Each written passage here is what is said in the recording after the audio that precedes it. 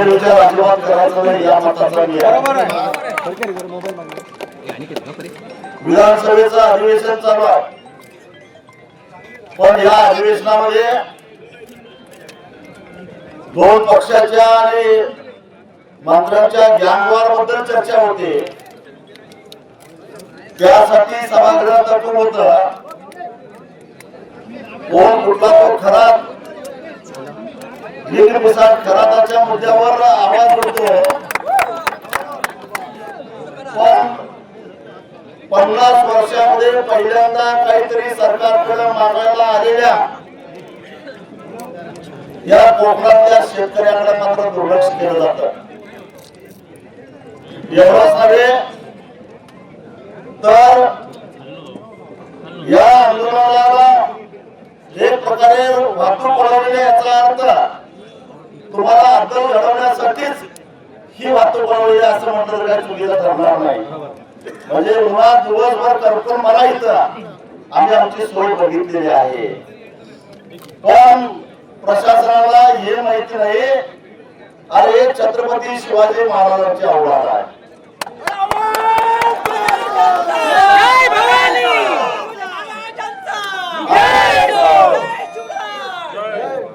छत्रपती शिवाजी महाराजांचे मावळे आहोत.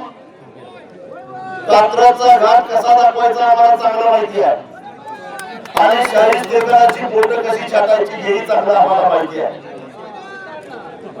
तेव्हा जर तुम्ही दिवसभर इथं तळपत राहा, आम्ही तुमच्या आंदोलनाची दखल घेणार नाही असं जर तुम्हाला वाटत असेल तर याला अपेक्षित नसलेला झटका आम्ही कधी घेऊ शकतो हे कधी लक्षात ठेवावा.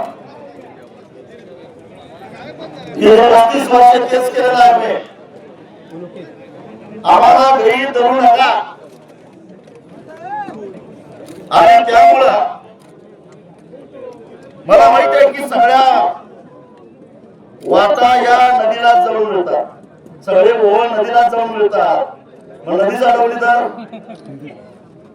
मग काय करणार आहे? आणि एक लक्षात ठेवा, हे झाल्यानंतर संपलेलं नाही. एक दिवस या मुख्यमंत्र्यांच्या घरावर धडक दिल्याशिवाय सोडणार नाही, हेही लक्षात ठेवा. त्यामुळे कुठं कुठं अडकणार आहे, कुठं कुठं अडकवणार आहात. तेव्हा माझी तुम्हाला विनंती आहे, तुम्ही उन्हात एवढा वेळ बसलेला आहात, अजून बसायची तयारी आहे. पण महात्मा गांधींनी आपल्याला सविनय कायदेभंग शिकवलेला आहे. सविनय कायदेभंग याचा अर्थ काय? सविनय कायदेभंग याचा अर्थ असा होतो की विनम्रपणानं नम्रपणानं कायदा मोडायचा, कायदा तोडायचा आणि सरकारची एक प्रकारे अडवणूक करायची, याचा अर्थ सविनय कायदेभंग. आम्ही तेच करायला इथं आलेलो आहोत. तेव्हा सरकारची अडवणूक होणार नसेल तर कुठे अडवणूक होणार आहे हे तुम्हाला माहिती आहे.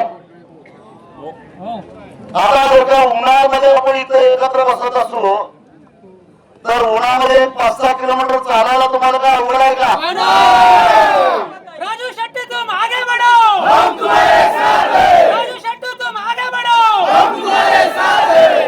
मग आपण चालत दक्षिणेच्या दिशेनं अशा पद्धतीने जाऊ जिथं बायपास यांना करता येणार नाही.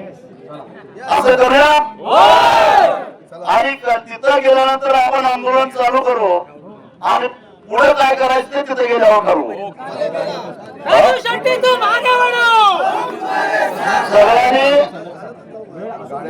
सगळ्यांनी गाड्या इथंच ठेवा. गाडीला ड्रायव्हरला नंतर घेऊन यायला सांगा. आपण सगळ्यांनी चालत जायचं. चालायला जमणार आहे का नाही? सगळ्यांनी माझ्या सकट सगळ्यांनी चालत त्या दिशेनं जायचं आणि तिथं गेल्यानंतर तिथं आम्ही जी काही जागा सांगू, जिथं रस्ता आलेल त्या ठिकाणी बसायचं आणि मग सरकारची काय भूमिका येते त्याच्यावर पुढच्या आंदोलनाची दिशा आपल्याला ठरवायची आहे.